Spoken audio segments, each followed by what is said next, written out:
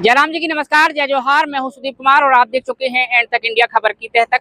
जिस तरीके से परसों रात में एक भालू के मृत होने की सूचना हमारे द्वारा दी गई थी, हमारे चैनल के माध्यम से अवगत कराया गया था, तो वहीं संदेह व्यक्त किया जा रहा था कि ग्राम कोटवार ने जिस तरीके से सूचना दी थी कि आसमानी बिजली गिरने से भालू की मृत्यु हुई है, ऐसा जब जमीनी धरातल में उसकी तहकीकात हुई है, वरिष्ठ अधिकारियों को इसकी सूचना दी गई। वरिष्ठ अधिकारियों ने रात में उसका मुआयना किया, तब पता चला कि वन विभाग और वन विकास निगम के बीच में यह मामला और पेंच फंस गया है।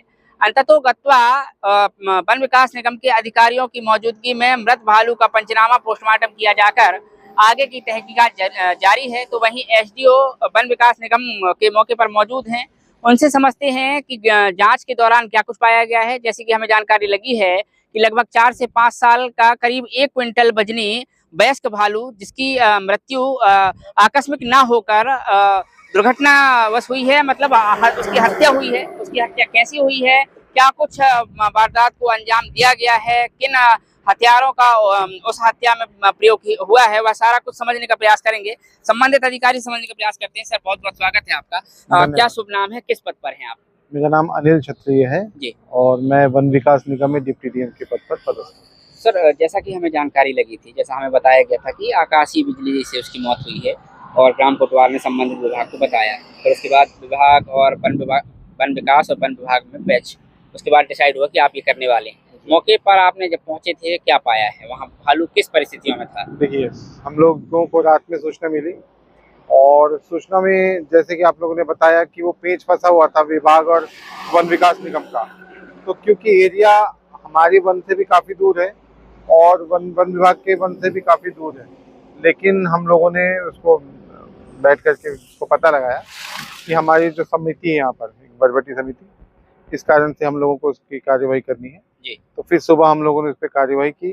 हमारे द्वारा डॉग स्क्वाड बुला करके उसकी जांच करवाई गई है जी, और उसके बाद पशु चिकित्सक और उनके दल के द्वारा उसका पोस्टमार्टम किया गया। जी, पोस्टमार्टम करने पर उसके गले से हमको तार का टुकड़ा मिला, जी, तो इससे ये आशंका है कि हो सकता है तार फंसने से उसकी मौत हुई हो। हालांकि अभी क्लियरली हम लोग कुछ नहीं बोल सकते हैं, जब तक हमने उसको जांच के लिए सैंपल भिजवाए हैं, जब तक वो नहीं आ जाएगी हम क्लियर नहीं बोल सकते हैं।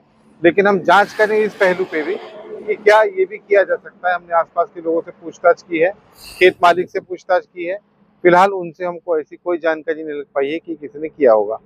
हम लोग और आगे जांच कर रहे हैं गांव में अपने सूचना तंत्र के द्वारा, और जितने भी हमारे स्टाफ हैं उनके प्रयास के द्वारा हम लोग ये प्रयास पता लगाने का प्रयास कर रहे हैं कि क्या ये घटना किसी प्रकार से शिकार से संबंधित हो सकती है।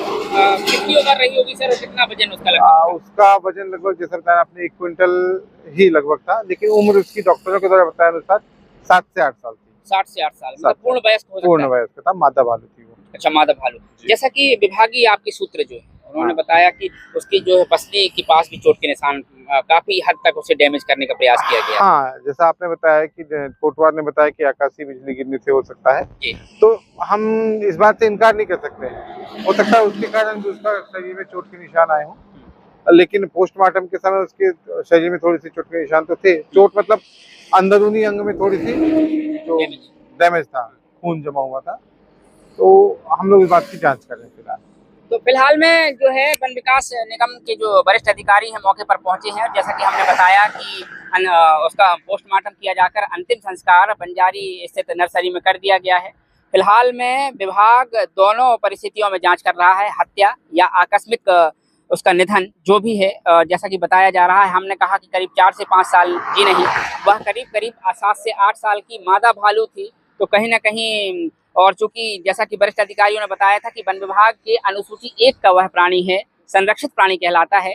तो स्वाभाविक सी बात है, जब संरक्षित प्राणी की हत्या या उसका आकस्मिक निधन हो रहा है तो जांच तो बनती है। बहरहाल इसी जांच में, इसी पड़ताल में आगे मुलाकात करेंगे। तब तक के लिए विदा लेते हैं। एंड तक इंडिया के लिए सुदीप कुमार तिवारी की रिपोर्ट। जयराम जी की नमस्कार, जय जोहार।